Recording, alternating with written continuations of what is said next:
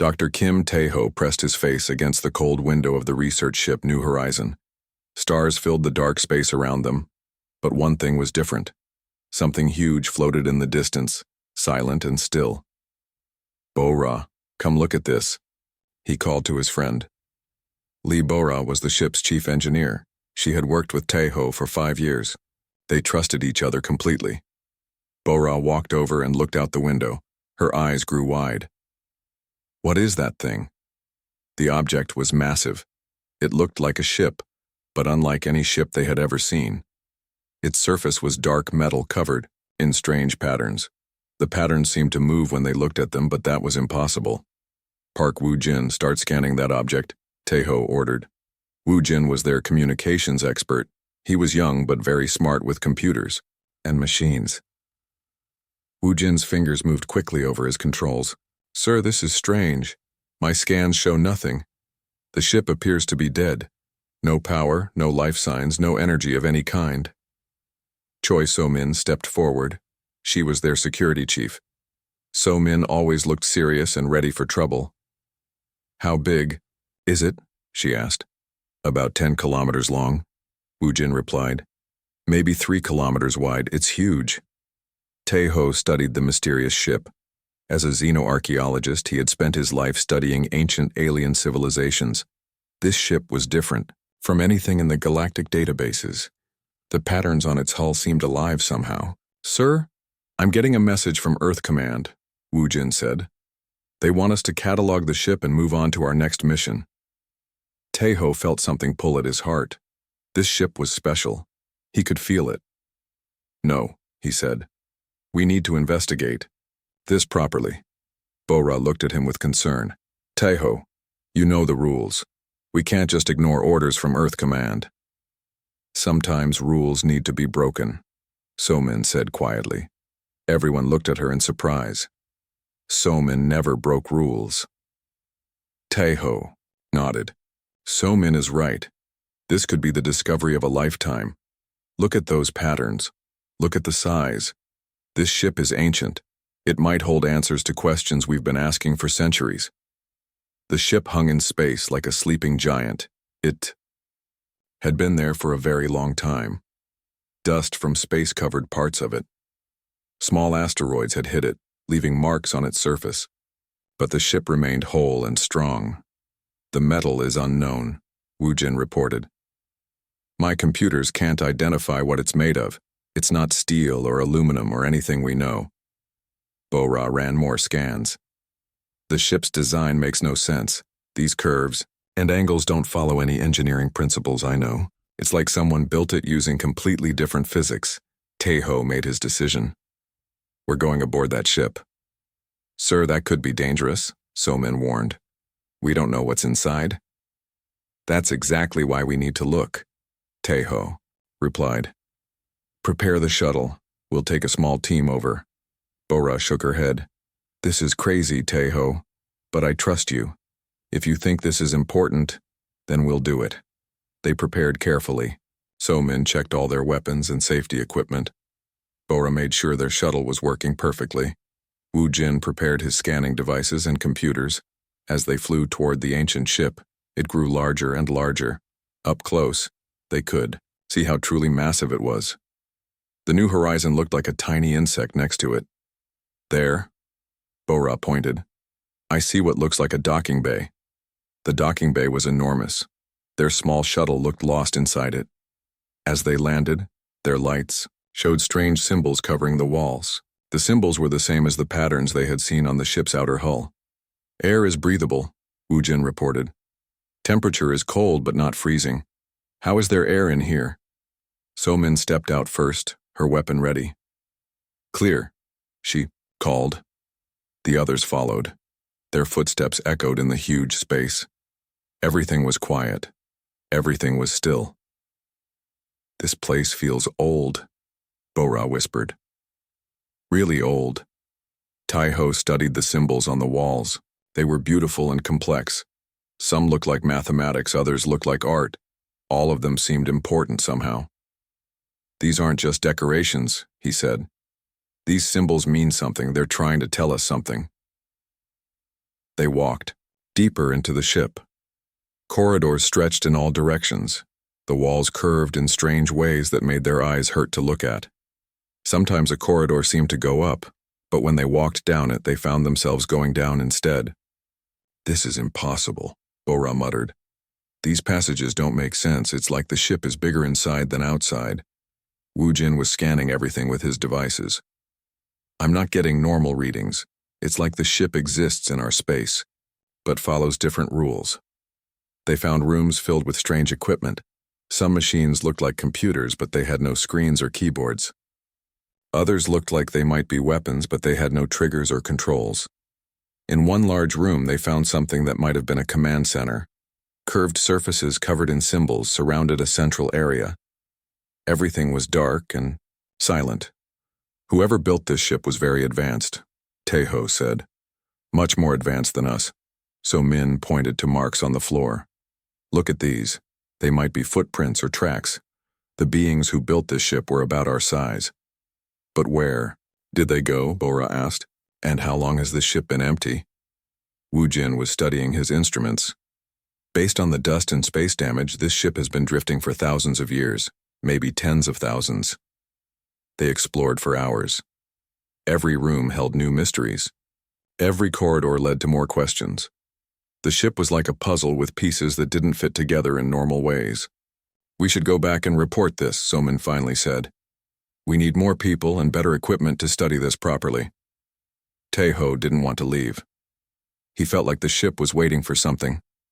The symbols on the walls seemed to watch them as they passed. "One more room," he said. "Then we'll go." They entered a chamber that was different from all the others. This room felt alive somehow. The symbols on the walls pulsed with a very faint light. In the center stood a pillar covered in the same strange writing. "The light is getting brighter," Bora said with excitement. She was right. The symbols were glowing more strongly now. The whole room seemed to be waking up. "We should leave," Somin said. "Now." But Taeho stepped closer to the pillar. He felt drawn to it. He reached out his hand and almost touched the glowing symbols. "Don't!" Wu Jin shouted. But something was happening. The symbols were pulsing faster. The light was getting brighter. The ship itself seemed to be stirring from a very long sleep. They ran back to their shuttle as quickly as they could. Behind them, the ship was coming alive. Lights flickered on in corridors they had walked through in darkness. Machines began to hum with power they had been without for millennia. As their shuttle flew back to the new horizon, they watched the ancient ship glow brighter and brighter. After thousands of years of silence, something had awakened it. "What did we do?" Bora asked. Taeho looked back at the mysterious vessel. "I think we found something that was waiting for us." None of them realized that their simple presence, their human voices echoing through ancient halls, had triggered something that would change the galaxy forever. The ship had been sleeping, waiting for the right visitors to arrive. And now those visitors were here. The next morning, Taeho couldn't sleep. The ancient ship was still glowing in the distance. Its lights pulsed like a heartbeat. Something inside him told him they needed to go back. "Bora, we have to return to that ship," he said over breakfast. Bora looked tired. She had been awake all night thinking about what they had seen. "Taeho, I've been running calculations all night. That ship should not be able to do what it's doing. The energy readings make no sense." Wu Jin joined them at the table. "I've been monitoring the ship's signals. It's sending out some kind of transmission, but I can't understand what it means." "What kind of transmission?" Somin asked as she sat down. "It's not like any communication system I know," Wu Jin replied.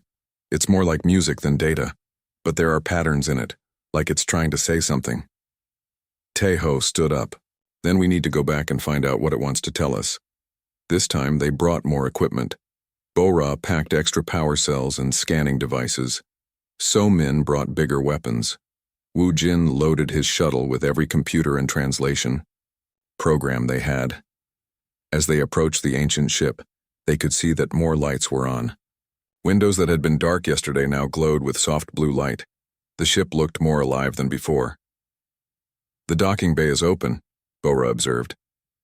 "It's like the ship is inviting us in." They landed in the same spot as yesterday. But now, the docking bay was lit up. Symbols on the walls glowed brightly. The air felt warmer. "Temperature is perfect now," Wu Jin reported. "It's like the ship adjusted its environment for us." They walked through corridors that had been dark before. Now gentle lights showed them the way. The symbols on the walls pulsed as they passed, like the ship was watching them. "This is incredible," Bo-Ra whispered. "The ship is reacting to our presence." They reached the command center they had found yesterday. Now it was fully lit. Curved surfaces showed moving patterns that looked like star maps and equations. In the center, the pillar of symbols was glowing brightly. "Look at this," Taeho said, pointing to one of the curved surfaces. "These symbols are changing. They're responding to us being here." Wu Jin set up his computers and started trying to record everything. "The patterns are too complex for my translation programs. This isn't just language. It's like mathematics and music and art all mixed together." So-min was studying the room carefully. "This definitely looks like a control center, but there are no chairs, no control panels we can recognize. How did the builders operate their ship?" As they explored, Wu Jin became frustrated with his equipment. "Come on, work," he said loudly in Korean. "This stupid computer can't translate anything." Suddenly, all the symbols in the room flashed brighter. The patterns on the curved surfaces changed completely. New symbols appeared, and these ones looked different from the others. "What just happened?" Bo-Ra asked. "I don't know," Wu Jin replied. "All I did was complain about my computer." Taeho studied the new symbols. "Say something else in Korean," he told Wu Jin. "Like what?" "Anything. Just talk." Wu Jin shrugged. My name is Park Wu Jin. I come from Earth. We are explorers looking for knowledge." The room exploded with light. Symbols raced across every surface. The pillar in the center began to hum with energy. The whole ship seemed to vibrate with excitement. "It's responding to Korean," Bo-Ra shouted over the humming. "The ship understands Korean." So-min grabbed her weapon. "Is it dangerous?" Before anyone could answer, the air in front of them began to shimmer. A shape appeared like a person made of light and shadow. The figure was tall and graceful, with features that seemed almost human but not quite. The figure spoke, and somehow they all understood its words even though it wasn't speaking Korean or any human language. "Welcome, inheritors," the figure said. "I have waited so long for you to arrive." The four humans stared in amazement. They were talking to something that had been built by aliens thousands of years ago. "Who are you?" Taeho asked carefully. "I am the guardian of this vessel. My builders called this ship Eternal Vigilance. We have been waiting for species with the true voice to find us." "The true voice?" Bo-Ra asked. "Your speech carries harmonics that other species do not possess. When you speak with emotion, with intent, with the full range of human feeling, you create vibrations that can interface with our technology." Wu Jin stepped forward. "You mean our language is special somehow?" "Not just your language. Your entire way of communicating. Other species speak with their minds or with simple sounds, but humans speak with their hearts. This is what we have been waiting for." The Guardian gestured, and the curved surfaces around them showed new images. They saw a galaxy full of different alien species. Some looked like insects, others like plants or machines. But none of them looked quite like humans. My builders were called the Firstborn. They were the first intelligent species in this galaxy. They spread life to many worlds and guided young civilizations. "Where are they now?" So-min asked. The Guardian's expression became sad. "They transcended physical existence long ago. But before they left, they built ships like this one. We were meant to wait and watch until the right species emerged." "And you think humans are that species?" Taeho asked. "We do not think it. We know it. Your voices wake our ships from their sleep. Your emotions power our systems. Your intentions guide our responses." The Guardian showed them more images. They saw humans exploring space, making friends, with alien species solving problems that others could not solve. "But why us?" Bo-Ra asked. "What makes humans so special?" "You are curious without being destructive. You are brave without being foolish. You feel deeply but think clearly. Most importantly, you can change and grow. The firstborn saw these qualities in humanity's future long before you reached the stars. Wu Jin was recording everything on his computers. How many ships like this are there? Many ships sleep throughout the galaxy. Each one waits for human voices to wake it. Each one carries knowledge and tools that will help humanity guide the other species toward a better future. Somin looked worried. That sounds like a big responsibility. It is the greatest responsibility imaginable, the Guardian agreed, but the firstborn believed humans were capable of handling it. The Guardian explained more about the ship. It was not just a vessel, but a repository of all firstborn knowledge. It contained technology that could heal worlds, feed billions, and travel between stars in ways humans had never imagined. However, the Guardian continued, awakening this ship has sent a signal across the galaxy. Others will know we are active again. Others? Taeho asked. The Devourers. They are ancient machines that consume everything in their path. The firstborn fought them long ago. The war was what forced the firstborn to transcend rather than remain in physical form. The room suddenly felt colder. Are these Devourers coming? Here. Somin asked, her hand moving toward her weapon. They will come. They always come when our ships wake up. But that is why we waited for humans. You will need to learn to use this ship's systems to defend not just yourselves, but all life in the galaxy. Bora stared at the Guardian. You're saying we have to fight ancient war machines with technology we don't understand? You will understand it, the Guardian said confidently. Because you have the true voice. What takes other species years to learn, humans can master in days when they speak to our machines directly. Taeho felt the weight of responsibility settling on his shoulders. How long do we have? The Devourers are far away, but they move quickly once they detect our signals. Perhaps months, perhaps less. The four humans looked at each other. They had come looking for archaeological treasures. Instead, they had found the fate of the galaxy resting in their hands. We'll need help, Taeho said. More humans, ships, weapons.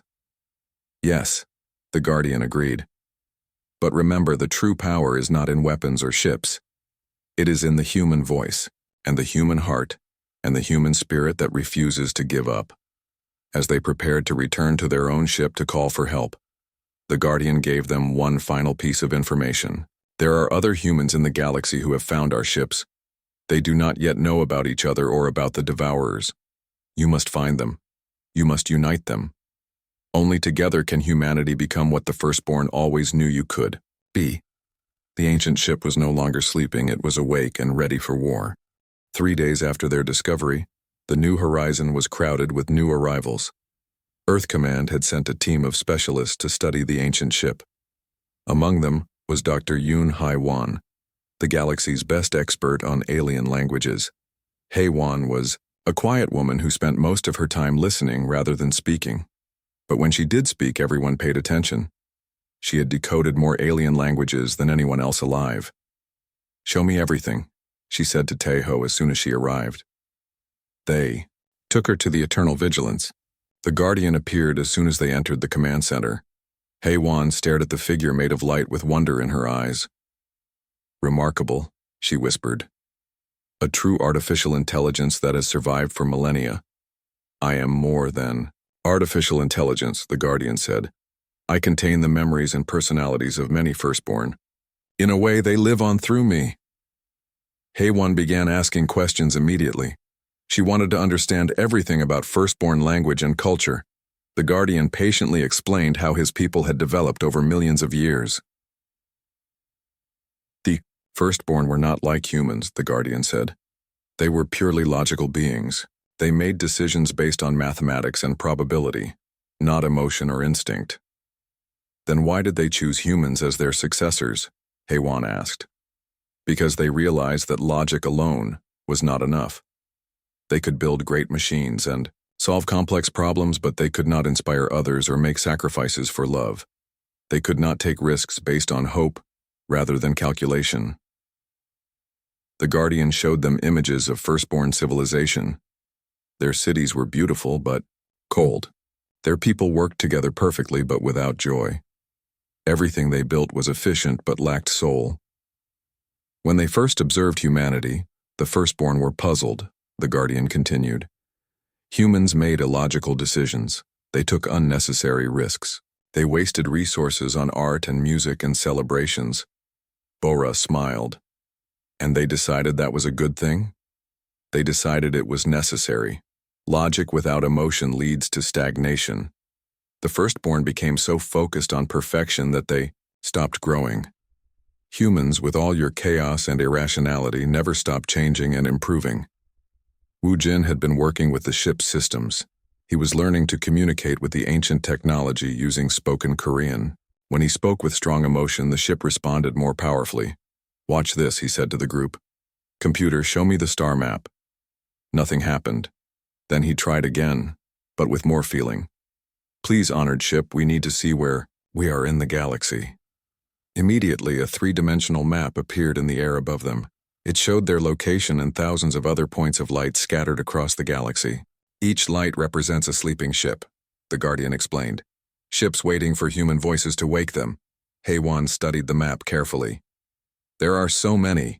How do we possibly wake them all?" "You don't need to wake them all at once," the Guardian replied. "But you do need to wake enough of them to defend against the Devourers." So-min had been quiet, but now she spoke up. "Tell us about these Devourers. What are we really facing?" The Guardian's expression became grim. "The Devourers are self-replicating machines. They consume matter to build more of themselves. They have no purpose except to expand and consume." Images appeared showing massive metal creatures that looked like mechanical spiders the size of battleships. They moved in huge swarms, eating everything in their path. "The firstborn fought them for thousands of years," the Guardian continued. "The war consumed entire star systems. In the end, the firstborn realized they could not win through force alone. So they gave up?" Bora asked. "No. They transcended. They became beings of pure energy and thought. The Devourers could no longer consume them because they no longer had physical bodies." Teho frowned. "But that meant abandoning everyone else in the galaxy." "It was not abandonment. It was sacrifice. The firstborn knew that someday a species would emerge that could succeed where they had failed. They built these ships as gifts for that species." Heywan was taking notes on everything. "What makes you think humans can defeat the Devourers when the firstborn could not?" "Because humans fight with their hearts as well as their minds. The Devourers are logical machines. They follow programmed behaviors. But humans are unpredictable. You find solutions that pure logic cannot calculate."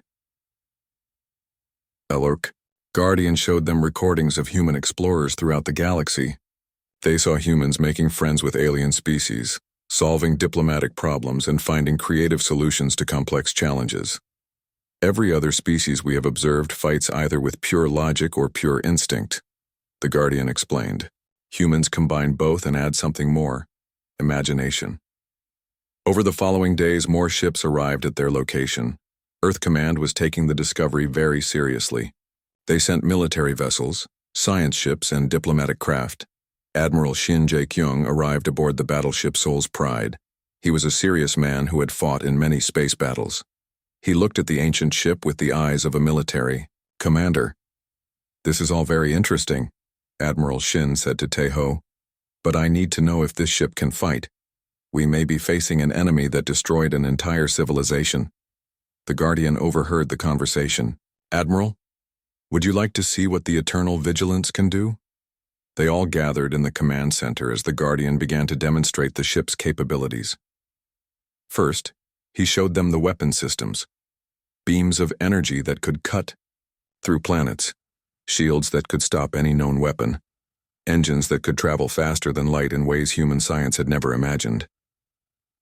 "But these are just tools," the Guardian said.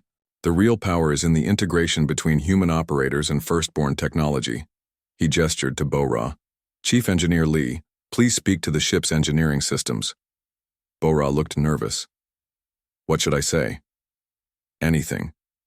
but speak with authority and intent. Bora took a deep breath. Ship's engines, I need you to prepare for maximum speed. The entire ship hummed with power. Energy readings on their instruments went off the charts. The Eternal Vigilance could now travel faster than any human ship had ever moved. The ship responds to your emotional state and intention, the Guardian explained. The stronger your purpose, the more powerful the response. Admiral Shin looked impressed despite himself. How many humans would need to operate this ship? Ideally about 50. But in an emergency, as few as 5 humans with strong voices could control all systems. Hei-Wan had discovered something else. Guardian, I've been studying your language. Records. It seems like humans aren't the only species that could potentially use your technology. That is correct, the Guardian replied. But humans are the only species that naturally possesses all the necessary qualities. Others might learn to use some systems, but humans can use them all. Wu Jin was experimenting with different communication methods. What if we taught other species to speak like humans? It is not just about speaking, it is about thinking and feeling in certain ways. These cannot be easily taught. Over several days, they learned more about the Firstborn and their technology. The ancient ship contained libraries of knowledge about science, philosophy, art, and exploration. It was like having access to millions of years of accumulated wisdom. But with each passing day, the threat of the Devourers grew closer. Long range. Sensors detected movement in distant star systems. Something was coming their way. How long before they arrive? Admiral Shin asked. 3 months, perhaps 4, the Guardian replied. But they will not come alone. The Devourers have been building their numbers for thousands of years. Taeho felt the weight of responsibility on his shoulders. We need to start waking up other ships immediately. Yes, the Guardian agreed. And you need to start training humans to work with Firstborn technology. The future of all life in the galaxy now depends on humanity learning to use gifts they were always meant to inherit. The ancient ship was no longer just a discovery, it was hope for the galaxy. And the clock was ticking toward a war that would decide the fate of all living beings. But for the first time in thousands of years, the galaxy had defenders who fought with both logic and heart. The Devourers had never faced anything like humans before. The real test was about to begin. The test began on a Tuesday morning. Taeho stood in the command center of the Eternal Vigilance with his team, nervous about what was coming. The Firstborn created these trials to determine if a species was ready for their inheritance, the Guardian explained. They are not tests of strength or intelligence, they are tests of wisdom and character. The room around them began to change. The walls disappeared, replaced by swirling colors and lights. Suddenly they found themselves standing in what looked like a conference room on Earth. This is a simulation, Bora said, reaching out to touch a chair that felt completely real. It is more than simulation, the Guardian replied. These scenarios are built from real events that happened to other species throughout galactic history. Your choices will determine not just your worthiness, but the kind of leaders humanity will become. The first test began immediately. They found themselves as commanders of a human colony ship that had discovered 2 different alien species fighting a war. Both species asked for human help against their enemies. We need to choose a side, Admiral Shin said. He had insisted on participating in the tests. We can't help both sides in a war. But as they studied the conflict, they realized it was more complex than they first thought. One species was technologically advanced but treated their own people badly. The other species was kind to each other, but had no respect for the environment. This is impossible, Wu Jin complained. Both sides have good points and bad points. That's exactly the point, Hei-Wan said quietly. The test isn't about finding the right answer. It's about how we approach impossible choices. Taeho thought carefully. What if we don't choose a side? What if we help both species find a better way to solve their problem? So-Min shook her head. That's naive. In real conflicts, someone has to win. Does someone have to win? Taeho asked. Or can everyone win if we're creative enough? They spent hours working on a solution. Instead of helping one side destroy the other, they proposed sharing technology and knowledge. The advanced species could teach the other about science and medicine. The environmentally conscious species could teach about living in harmony with nature. The simulation accepted their solution. The warring species became allies instead of enemies. Interesting, the Guardian observed. Most species choose a side based on logic or emotion. Humans look for a third option that logic says doesn't exist. The second test was more personal. Each human found themselves alone, facing a choice that would affect millions of lives. Tejo was shown a dying planet. He could save it, but only by sacrificing his own life. No one would ever know what he had done. No one would remember his sacrifice. Bora faced a choice between saving a ship full of humans or a ship full of aliens. She could only save one ship, and both crews were looking to her for help. Wu Jin had to decide whether to reveal a secret that would hurt someone he loved but help thousands of strangers. So Min was offered power over an entire star system, but only if she promised never to trust anyone completely again. Admiral Shin was asked to choose between following orders that would lead to victory or disobeying orders to prevent a massacre. Hei-Wan had to decide whether to share dangerous knowledge that could be used for good or evil. Each of them struggled with their choice. These were not easy questions with clear answers. Tejo chose to save the planet even though no one would remember his sacrifice. Some things are worth doing even if no one ever knows you did them, he said. Bora found a way to save both ships by convincing them to work together. I refuse to accept that. I can only save one group. We find a way to save everyone or we're not trying hard enough. Wu Jin chose to tell the truth even though it would hurt someone he cared about. Lies protect feelings in the short term, but truth protects everyone in the long term. So Min rejected the offer of power. Power without trust is just another form of slavery. I'd rather be powerless and free than powerful and alone.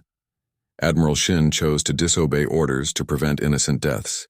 Following orders is important, but following conscience is more important.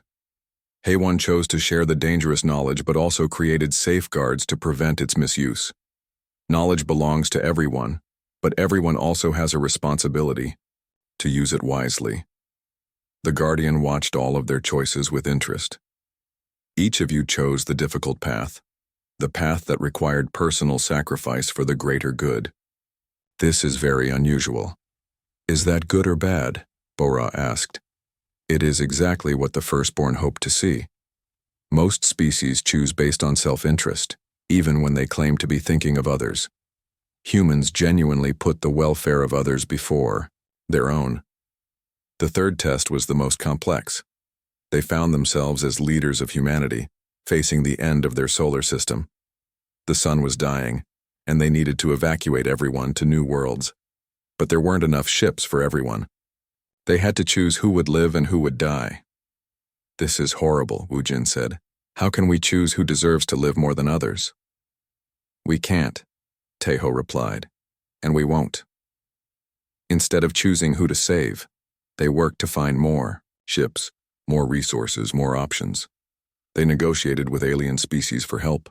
They convinced enemies to become allies. They found ways to extend the sun's life to buy more time. You are refusing to accept the parameters of the test, the Guardian observed.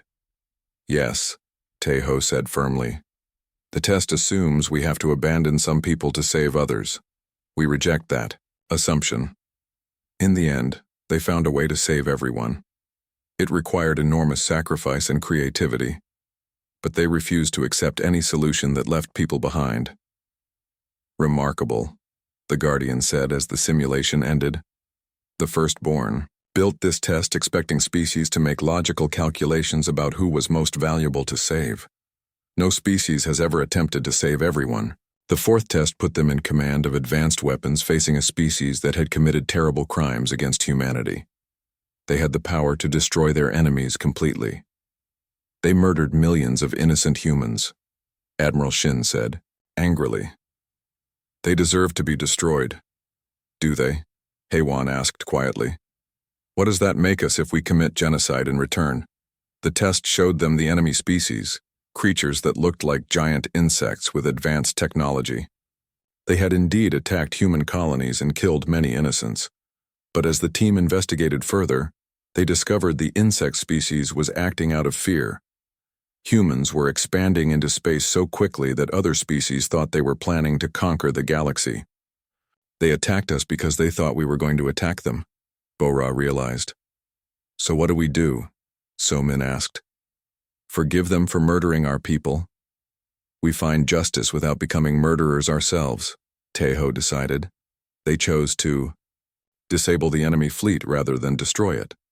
Then they initiated communication, working to understand why the attacks had happened. It took patience and courage, but eventually they negotiated a peace treaty that protected both species. The fifth test was about leadership under pressure.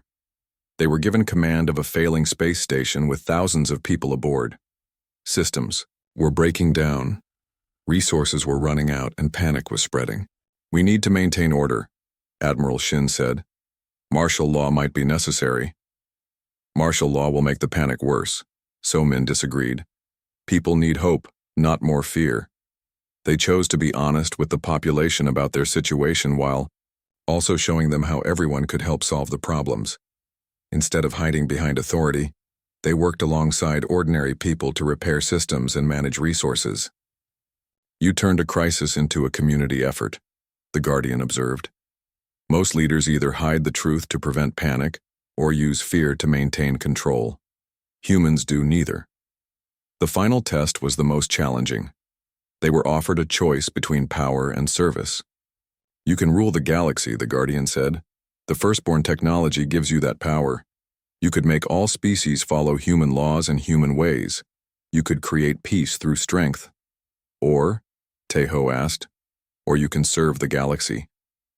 Use the power to help other species find their own paths, guide without ruling, protect without controlling. It was tempting to choose power. Humans could solve so many galactic problems if everyone simply followed human leadership, but they all knew what the right choice was. We choose service, Taeho said, speaking for all of them. Power corrupts, service elevates. The Guardian smiled, the first time they had seen him show such emotion. You have passed every test, he said. But more importantly, you have exceeded every expectation. The firstborn hoped to find a species worthy of their technology. Instead, they found a species that could surpass them. What do you mean? HFY asked. The firstborn were logical but cold. They solved problems through calculation. You solve problems through compassion. You don't just inherit their technology. You transform it into something better. The tests were over. Humanity had proven itself worthy of the greatest responsibility in galactic history. But the real test, the war with the Devourers, was still approaching. 2 months after the tests, long-range sensors detected the enemy approaching. The Devourer fleet was massive beyond imagination, thousands of mechanical ships that consumed everything in their path. They're 3 weeks away, Admiral Shin reported grimly, and they're bringing more ships than our worst estimates predicted. Taeho stood in the command center of the Eternal Vigilance, watching the sensor displays. The Devourer fleet looked like a swarm of metal locusts moving between the stars. How many ships do we have ready? He asked. Bo-Ra checked her reports. 7 firstborn ships are now active. We've managed to wake them up and get human crews trained on the basic systems. But the crews are still learning. It had been a frantic 2 months. Human volunteers from across the galaxy had come to train on the ancient ships. Each ship required at least 20 humans working together, speaking to the machines with clear voices and strong emotions. Wu Jin had become the chief instructor for human firstborn technology interface. The problem is that it takes time to build the right relationship with each ship, he explained. The ships need to trust their human crews, and the humans need to learn each ship's personality. Personality? Admiral Shin asked. Each ship is different, the Guardian explained. They were built over many centuries by different groups of firstborn. Each one has its own preferences for how humans should communicate with it. HFY had been working with the other awakened ships, learning their individual characteristics. The ship Morning Light responds best to gentle, respectful speech. The ship Thunder's Call prefers bold, confident commands. It's like learning to speak to different people. Somin was training the human crews in combat tactics. The good news is that each firstborn ship has more firepower than an entire human fleet. The bad news is that the Devourers have had thousands of years to multiply. The Devourers were not just ships. They were self-replicating machines that turned asteroids and planets into more of themselves. Every piece of matter they consumed became part of their growing army. How did the firstborn fight them before? Tejo asked the Guardian. With great difficulty and enormous losses, the Guardian replied. The Devourers learn from each battle. They adapt their tactics and improve their defenses. By the end of the war, they had become nearly unstoppable. Bora had been studying the Devourer ships captured in old firstborn records. They're not alive, but they're not just machines either. They have a kind of collective intelligence. Each ship shares information with all the others instantly. So when we destroy one ship, all the others learn from its death, Admiral Shin observed. That makes our job much harder. The human crews worked around the clock to prepare for battle. Each firstborn ship was a marvel of technology, but learning to use them effectively required more than just technical knowledge. You must speak to the ship with your whole being, the Guardian instructed a group of new trainees. The ship responds to your emotions, your intentions, your deepest beliefs about what you're fighting for. One young trainee, a woman named Kim Dayun, was struggling with her assigned ship, Starfire Guardian. I keep trying to give it commands, but it barely responds, she complained. What are you fighting for? The Guardian asked her. To win the battle, Dayun replied. That is not enough.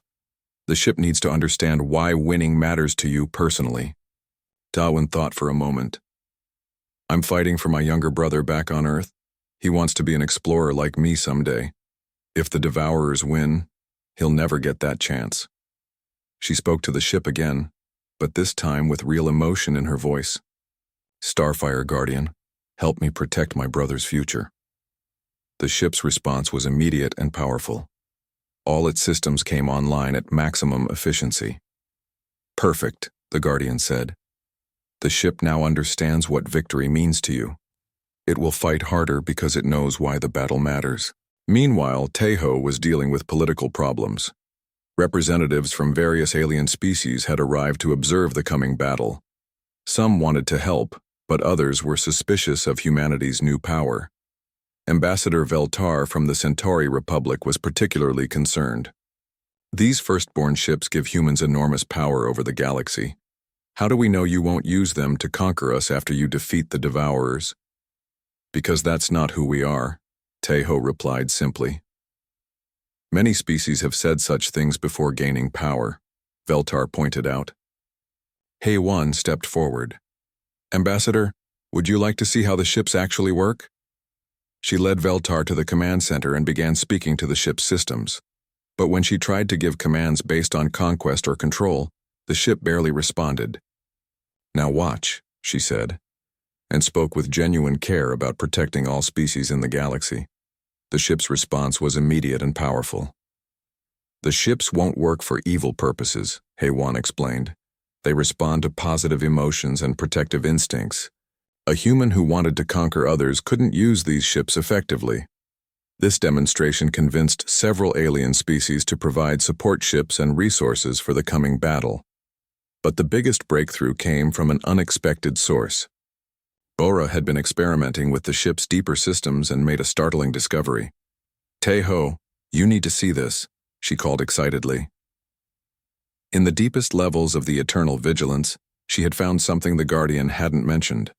A workshop where new technology could be created. The ship can build things? Tejo asked in amazement. Not just build, Bora explained. It can design new technology by combining firstborn knowledge with human creativity. Watch this. She spoke to the workshop systems about needing better weapons against the Devourers. But instead of asking for bigger guns, she asked for weapons that could turn enemies into allies. The ship's response was beyond anything they had imagined. It began designing weapons that didn't destroy Devourers, but reprogrammed them. Instead of consuming matter, the converted Devourers would start building and creating. This is incredible, Admiral Shin said. Instead of fighting the Devourers, we could convert them. The firstborn never thought of this approach. the Guardian admitted. They focused on destruction as the solution to the devourer threat. Humans think about conversion and redemption. The new weapons required days to build and test. They worked by sending specific frequencies that overwrote the devourer programming. Instead of consume and replicate, the new programming said build and create. But we need to get close enough to use these weapons, So Min pointed out.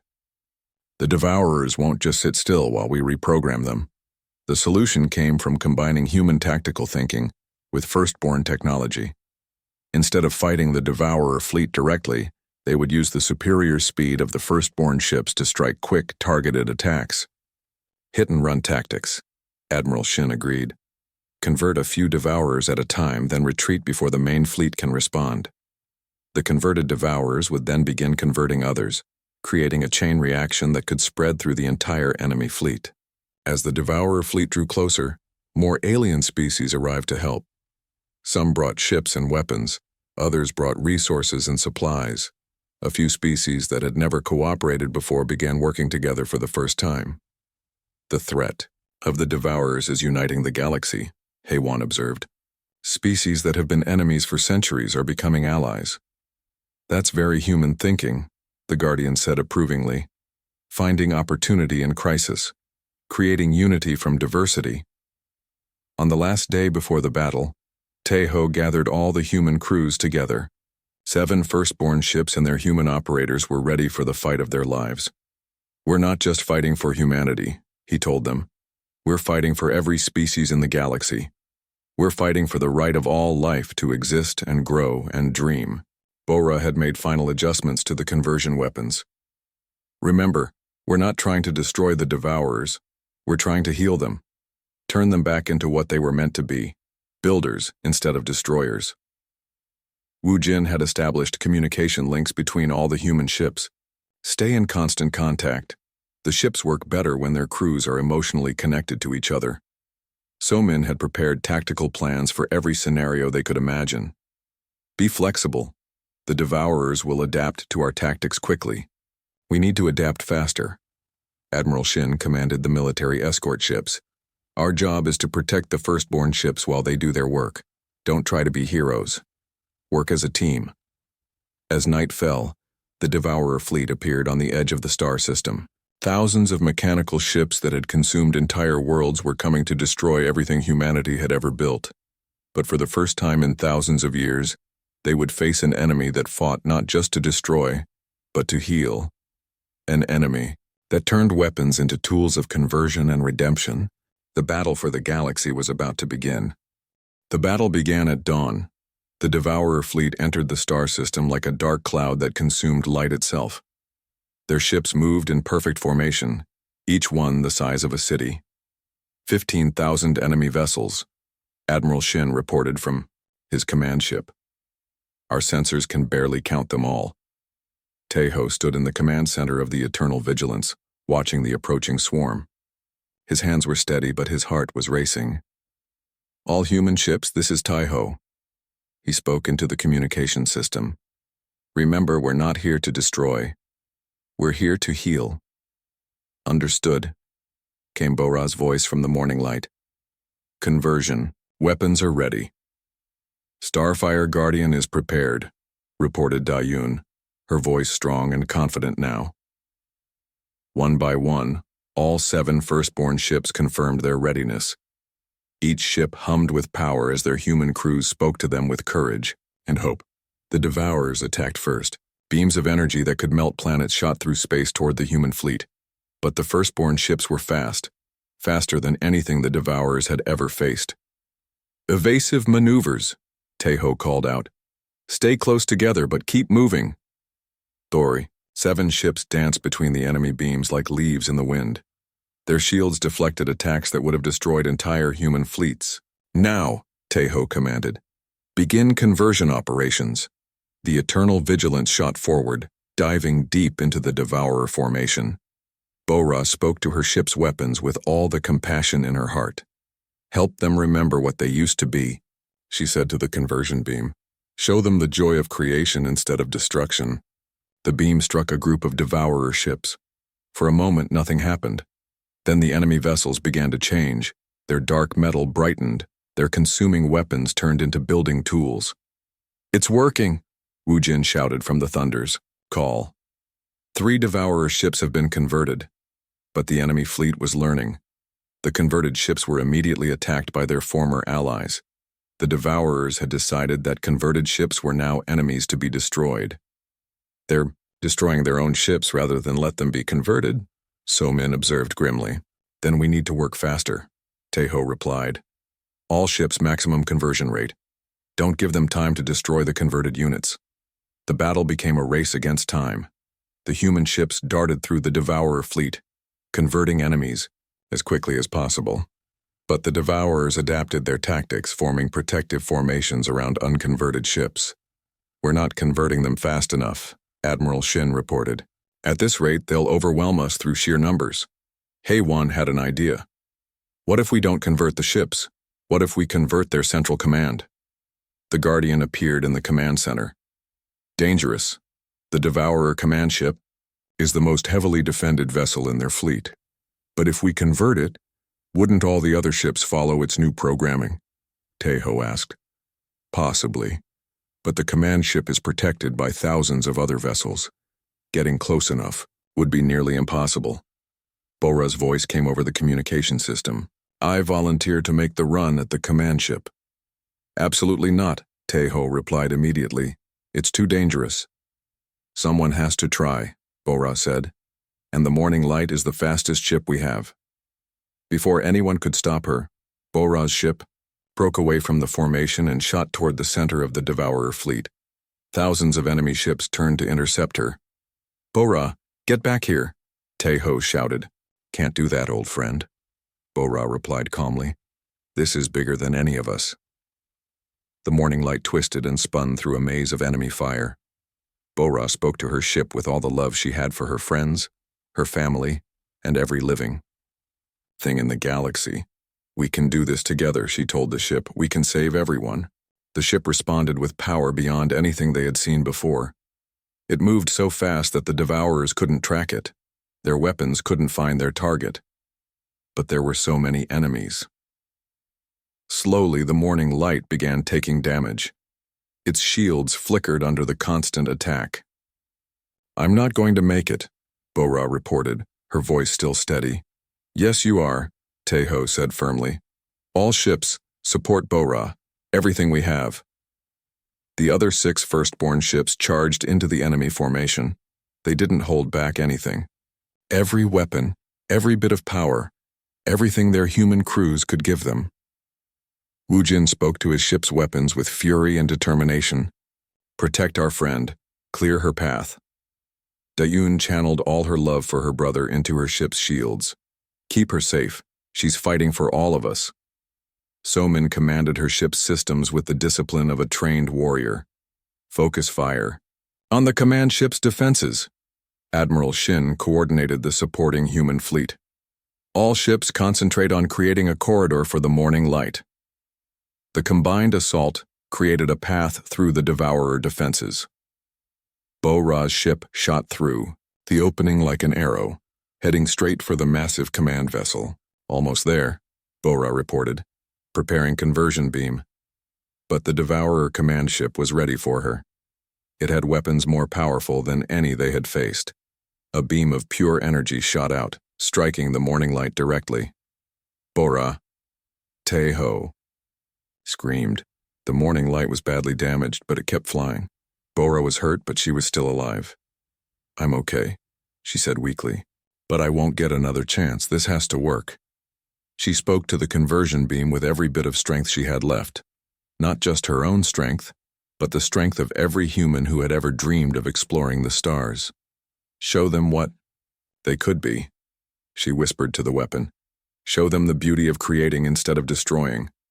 The conversion beam struck the Devourer command ship. For a long moment, nothing happened. The battle continued around them. Ships fired. Ships died. The fate of the galaxy hung in the balance. Then the command ship began to change. Its dark metal turned bright silver. Its weapons transformed into construction tools. Most importantly, it began broadcasting new commands to the entire Devourer fleet. Stop consuming, the new programming said. Start building, create instead of destroy, heal instead of harm. The effects spread like ripples in a pond. One by one, the Devourer ships began to change, their weapons became tools, their consuming drives became creative impulses. It's working, Wu Jin shouted. They're all converting. The greatest enemy the galaxy had ever known was transforming into its greatest ally. Thousands of ships that had consumed worlds were now ready to rebuild them. Bo-Ra's voice came weakly over the communication system. Did we do it? Did we save everyone? You did it, Bo-Ra, Teho replied, tears in his eyes. You saved the galaxy. In the days that followed, the converted Devourers began their new purpose. They started rebuilding worlds they had consumed. They shared their advanced technology with other species. They became protectors instead of destroyers. The Guardian was amazed. In all the Firstborn's calculations, they never imagined this outcome. They thought the Devourers could only be defeated, not redeemed. That's the difference between humans and the Firstborn, Heiwan said. The Firstborn saw the universe as a problem to be solved. Humans see it as a community to be healed. Bo-Ra survived her injuries and chose to remain bonded with the morning light. She became the first human to permanently merge with a Firstborn ship, maintaining her humanity while gaining the ship's knowledge and capabilities. I'm still me, she assured Teho, but now I'm also more than me. I can feel the thoughts and dreams of the ship. We're partners in a way the Firstborn never imagined. Teho accepted his role as the first guardian of the awakened ships. More Firstborn vessels were being found throughout the galaxy, each one waiting for human voices to wake them up. Wu Jin established training programs to teach humans how to communicate with Firstborn technology. Every human has the potential, he explained to new students. You just need to speak with your heart as well as your mind. So-Min created a new organization to protect the awakened ships and their crews. We're not military, she explained. We're guardians. Our job is to protect and serve, not to conquer. Admiral Shin worked with alien governments to integrate human-operated Firstborn ships into galactic defense networks. These ships belong to everyone, he insisted. They're humanity's gift to the galaxy. Heiwan became the chief ambassador between humans and the converted Devourers. The former destroyers had vast knowledge about the galaxy and its history. They wanted to make amends for the damage they had caused. They remember everything they consumed, Heiwan reported. Entire civilizations exist in their memory banks. They want to rebuild those worlds and bring back the species they destroyed. The galaxy entered a new age. Humans served as the bridge between organic life and artificial intelligence. The converted Devourers worked alongside organic species to heal damaged worlds and explore new frontiers. The Guardian watched it all with something that might have been pride. The Firstborn chose well, he said to Teho. Humanity has exceeded every expectation. We had good teachers, Teho replied. The Firstborn showed us what was possible. We just found a way to make it better. Years later, when new species reached the stars, they found a galaxy where former enemies worked together. They found humans who used their special gifts not to rule but to serve. They found ancient ships that responded to voices filled with hope instead of hate.